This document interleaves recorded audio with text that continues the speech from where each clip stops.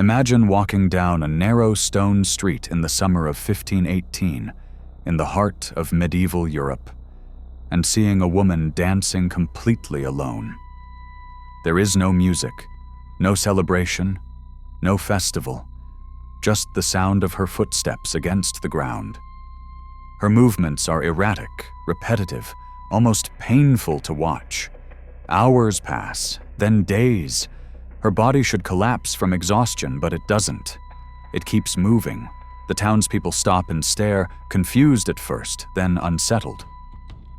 None of them realize that this is not an isolated incident.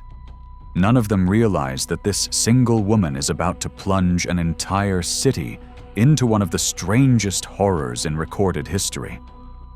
This is not a legend. This is not a myth. This really happened. This is the story of the dancing plague of 1518. The outbreak began in July of that year in the city of Strasbourg, then part of the Holy Roman Empire. According to historical records, a woman, remembered by later sources as Frau Trophäa, stepped into the street and began to dance without any apparent reason. There were no musicians, no religious procession, no social gathering. She simply started moving, and she could not stop. Day after day, she continued. Witnesses described her feet swelling, her body trembling, her strength fading. Yet the dance went on. What began as a curiosity quickly turned into something far more disturbing. Within days, others joined her. One by one, men and women began to dance in the same uncontrollable way. Their movements were frantic and unnatural, closer to convulsions than celebration. Some cried out in pain. Others screamed for help while their bodies refused to obey them. Many collapsed from exhaustion, only to rise again and continue dancing once they regained consciousness. Contemporary documents are clear on one point. These people were not dancing by choice. They appeared completely powerless to stop. Strasbourg in 1518 was already a city under immense strain. Years of poor harvests, famine, disease, and harsh winters had left the population physically weakened and mentally exhausted. Life in the early modern period was brutal, and religious fear shaped nearly every aspect of daily existence. When something unexplainable occurred, people did not look for coincidence or psychology. They looked for divine punishment, demonic possession, or supernatural warning. As the number of dancers grew into the dozens, fear spread through the city like a second plague. The authorities could not ignore it.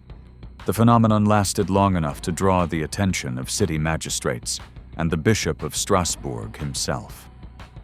Physicians were summoned. Priests were consulted. Astrologers searched the heavens for answers. Yet no one could explain why healthy people were suddenly dancing themselves into collapse. Medical notes, cathedral sermons, and city council records all describe the same thing. Victims dancing without reason, without joy, and without the ability to stop. The medical explanation of the time was based on the theory of overheated blood.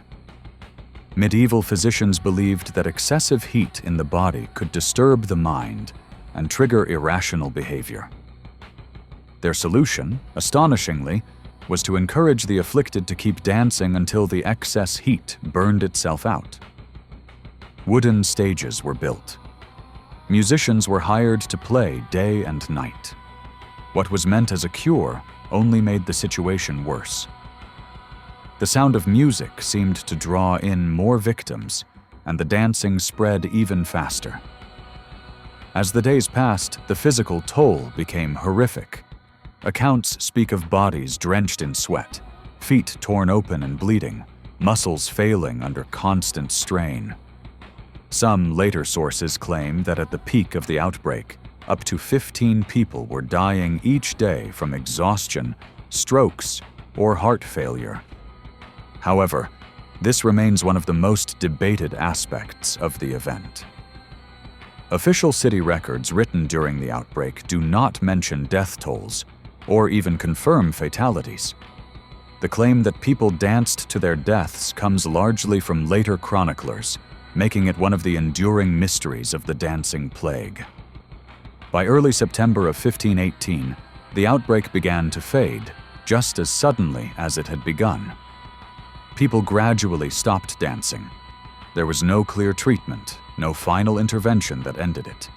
One day the stages were full. Weeks later, they were empty. The city returned to its routines, but the trauma remained, along with the unsettling question of what had truly happened. What makes the story even more disturbing is that Strasbourg was not alone. Similar outbreaks were recorded throughout medieval Europe. In the 11th century, in Kölbek, Saxony, a group of people reportedly danced uncontrollably inside a church, an event interpreted as divine punishment or demonic possession. In 15th century southern Italy, a phenomenon known as tarantism spread, where it was believed that the bite of a tarantula caused victims to dance wildly. The accepted cure was specific music, played to draw the poison out through movement. Scholars of the time, including Athanasius Kircher, took these events seriously. Modern historians and scientists have proposed several explanations. One theory points to ergot poisoning, caused by a toxic fungus that grows on grains like rye. Ergot produces psychoactive chemicals capable of causing hallucinations, spasms, and altered behavior. Chemically, ergotamine is related to LSD, and the same fungus has been suggested as a factor in other historical anomalies, such as the Salem witch trials. Yet many experts reject this explanation, arguing that ergot poisoning would not allow victims to dance for days on end, nor would it explain why outbreaks were concentrated along specific river regions like the Rhine and the Moselle.